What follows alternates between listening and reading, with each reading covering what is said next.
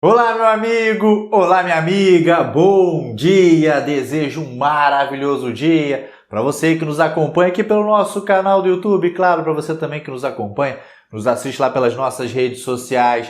Como de praxe aqui, desejo um lindo e verdadeiramente abençoado dia para você e para todos os seus, para toda a sua família.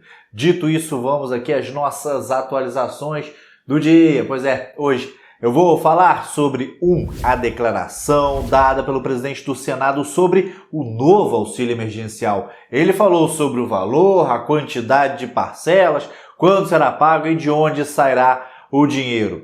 2, vamos falar sobre o andamento da PEC emergencial necessária à aprovação do auxílio. Pois é, o texto foi alterado. Eu vou falar para você que nos acompanha como que esse texto ficou. Dentre as alterações está uma mudança no Bolsa Família, olha só, que possibilitará ampliar o programa agora em 2021. E 3, uma reunião entre o presidente da Câmara dos Deputados, o deputado Arthur Lira, e os governadores dos estados para tratar do enfrentamento à pandemia. Agora, muita atenção. Entre as solicitações dos governos está o pedido do aumento do valor do auxílio emergencial, assim como um valor maior da primeira parcela, como uma forma de compensar os meses de janeiro e fevereiro em que as pessoas ficaram sem receber o benefício. Vamos lá? Então vamos, mas claro, antes de começar aqui com o pé direito, te convido para que você se inscreva em nosso canal, caso você ainda não tenha feito, deixe o seu like neste vídeo e compartilhe estas informações, porque sim, elas podem ser muito úteis aí para muitas pessoas. Dito isso, vamos direto ao que interessa, direto ao ponto. O presidente do Senado, o senador Rodrigo Pacheco, participou essa semana do programa Roda Viva e falou aí sobre o auxílio emergencial, respondendo ao que todo brasileiro deseja saber atualmente. Afinal, qual será o valor do auxílio? Quantas prestações serão pagas? Quando começa o pagamento? E, claro, de onde sairá esse dinheiro? Olha só o que ele respondeu. Objetivamente, nós estimamos e esperamos que o auxílio emergencial possa ser retomado no Brasil nos meses de março, abril, maio e junho. Uma reivindicação nossa que permanecesse por 4 meses, num valor ainda a ser definido pelo governo federal. Há uma expectativa por parte do governo da possibilidade de um valor de R$ 250 e, evidentemente, nós vamos avaliar o espaço fiscal, eventualmente, para aumentar esse valor. E é um programa absolutamente necessário nesse momento ser reeditado, assim como foi feito no ano de 2020, de fato, com grande impacto fiscal e econômico para o Brasil, mas absolutamente necessário naquele momento. E como a pandemia ainda não terminou e as consequências dela também não, é importante retomar o auxílio. De onde virá a possibilidade para isso? Um compromisso que fiz como presidente do Senado, logo que assumi, de reivindicar o auxílio emergencial, mas com a responsabilidade fiscal que deve ser inerente à atuação do presidente do Senado e dos demais participantes da política brasileira. De modo que nós assumimos o compromisso de estabelecer o que é o chamado protocolo fiscal, através de propostas de emenda à Constituição que já estão no âmbito do Senado Federal desde 2019, quais sejam a PEC 186 de 2019, a chamada PEC emergencial, que está na pauta do Senado para esta terça-feira e quarta-feira, sob a relatoria do senador Márcio Bittar. Havia também a PEC 187 de 2019, sob a relatoria do senador Otto Alencar na Comissão de Constituição e Justiça, com parecer aprovado na CCJ, que é da extinção dos fundos públicos infraconstitucionais, também para angariar recursos para o Tesouro para pagamento da dívida pública. E a PEC 188 de 2019, do Pacto Federativo, que estabelece essa maior autonomia de estados e municípios na descentralização dos recursos orçamentários. Chegamos à conclusão que era preciso ter, de tudo isso, um protocolo fiscal necessário para poder viabilizar o auxílio emergencial, e há consciência por parte dos senadores e das senadoras, de grande parte deles, que é preciso ter a aprovação da PEC emergencial para termos na sequência o auxílio emergencial, e é pelo que nós estamos trabalhando de maneira prioritária nesse momento no Senado. Essa PEC emergencial mencionada aí pelo senador Rodrigo Pacheco como fundamental para que o auxílio seja pago, teve seu relatório lido ontem em sessão semipresencial no Senado Federal. Antes de ser lido na sessão plenária, o texto de autoria do senador Márcio Bittar foi apresentado na reunião de líderes partidários. E como já havíamos, inclusive, adiantado aqui para vocês, o relator tirou do texto os pontos mais polêmicos, como o fim dos gastos mínimos para saúde e educação, garantidos constitucionalmente, bem como o corte dos repasses do PIS/PASEP para o BNDES. Mas, entretanto, manteve os chamados gatilhos fiscais, que são medidas de contenção de gastos automáticas, sempre que o governo exceder um limite pré-estabelecido ali para as despesas. Uma novidade que surgiu na reunião de ontem de tarde com os líderes foi a retirada do Bolsa Família da contenção imposta pelos gatilhos fiscais. Isso vai fazer com que o governo consiga ampliar o Bolsa Família ou até mesmo criar um novo programa de distribuição de renda e combate à pobreza. Em um primeiro momento, o assunto causou ali certa polêmica entre os senadores a respeito do entendimento sobre as despesas do Bolsa Família, sobre se as despesas do Bolsa Família seriam ou não despesas obrigatórias, como questionou inclusive o senador Alessandro Vieira. Abre aspas aí para o que ele disse.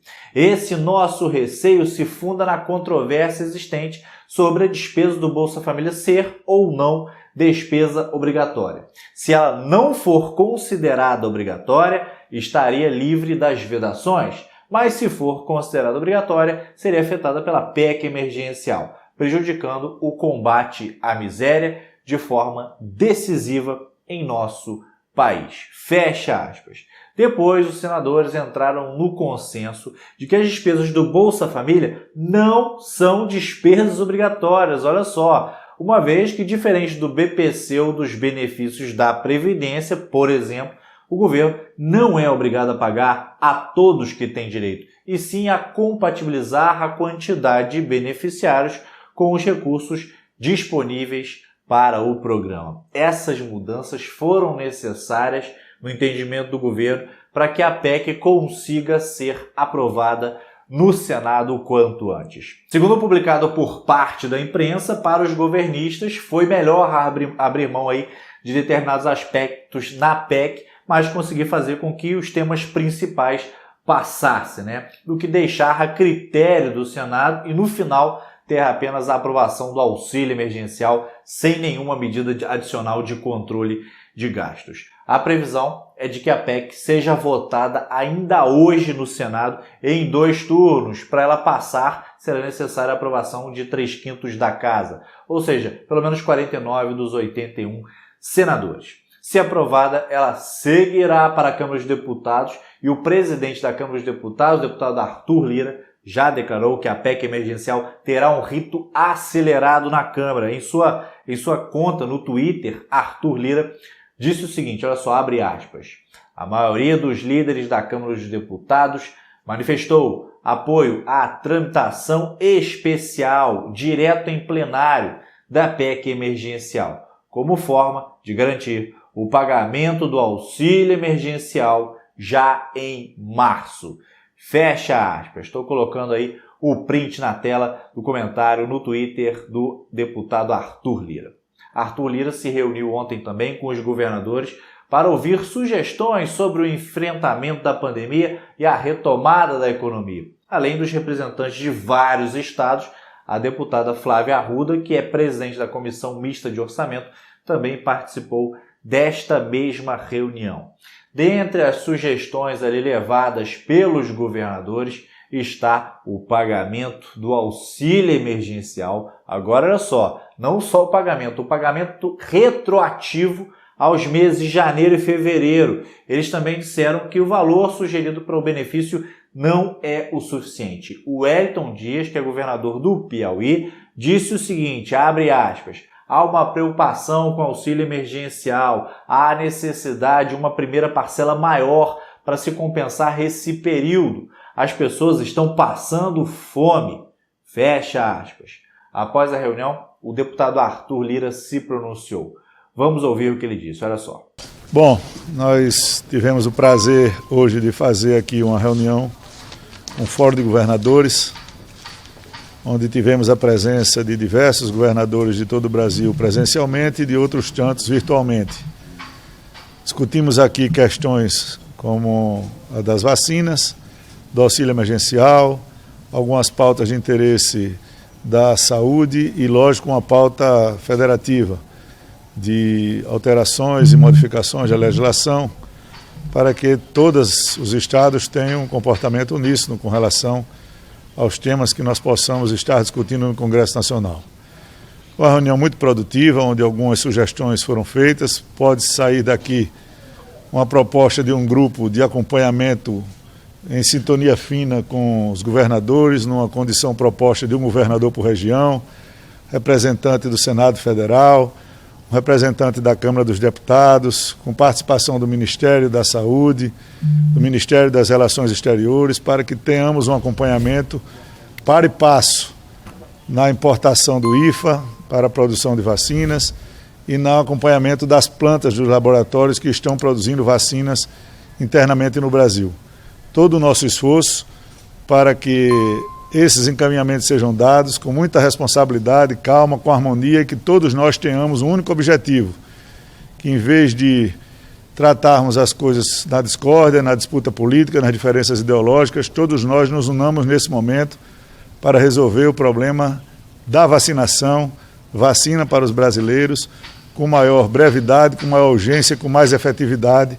Vai ser o nosso maior compromisso e eu acho que o maior tema da discussão que hoje nós fizemos aqui na residência oficial, com a presença da presidente da Comissão de Orçamento e com os governadores que foram representados aqui por todos os seus estados, numa conversa absolutamente harmônica, institucional, respeitosa, para que todos tenhamos o mesmo objetivo. Muito obrigado. Em seguida, o governador Wellington Dias também se pronunciou. Vamos ouvi-lo. Também aqui foi apresentado, já de uma reunião de domingo, um cronograma que permite a gente ter condições reais de vacinação de mais ou menos 50 milhões de pessoas até o início de maio, numa perspectiva de poder sair aqui dessa situação de superlotação em hospitais, de número elevado de óbito, vacinando o grupo de maior risco. Eu destaco ainda aqui o aceite da pauta federativa, onde o objetivo é, com o cronograma de vacinação, quais os projetos que vamos priorizar para poder estimular a economia, gerar emprego, gerar renda. E também sobre o auxílio financeiro, onde aqui o que lembramos é a importância de, nesse trabalho, levar em conta que vinha até dezembro e ficou aí um vazio de janeiro, fevereiro, para que possa ser estudado uma alternativa, quem sabe ampliando na primeira parcela, para a partir daí seguir aquilo que vem sendo negociado com o governo. E a boa notícia de que foi superada aquela situação que impedia contrato com a Pfizer, com a Janssen, enfim, e isso é fundamental. Então eu quero aqui agradecer e dizer que vamos estar juntos. Aqui foi colocado um aceno da importância, da gente baixar a temperatura, tá certo? É uma tarefa que depende de todos e, é claro, temos que estar juntos, focados naquilo que interessa ao Brasil. O inimigo comum é o coronavírus de verdade. Bom, vamos aguardar os próximos dias para ver qual será o encaminhamento dado aí a este assunto e outros assuntos relevantes. Seguiremos por aqui, então, acompanhando diariamente os desdobramentos desse e de outros assuntos, o que é a nossa missão aqui. Bem, então, para esse vídeo era isso, essas eram as informações que eu tinha para compartilhar com você por aqui nesta manhã. Volto a reforçar mais uma vez, votos de um lindo e abençoado dia. Cuide-se e cuide dos seus. E lembre-se, tudo vai ficar bem. Sabe por que tudo vai ficar bem? Por um único motivo. Deus está no comando. Sempre. Valeu, forte abraço, tenha um excelente dia.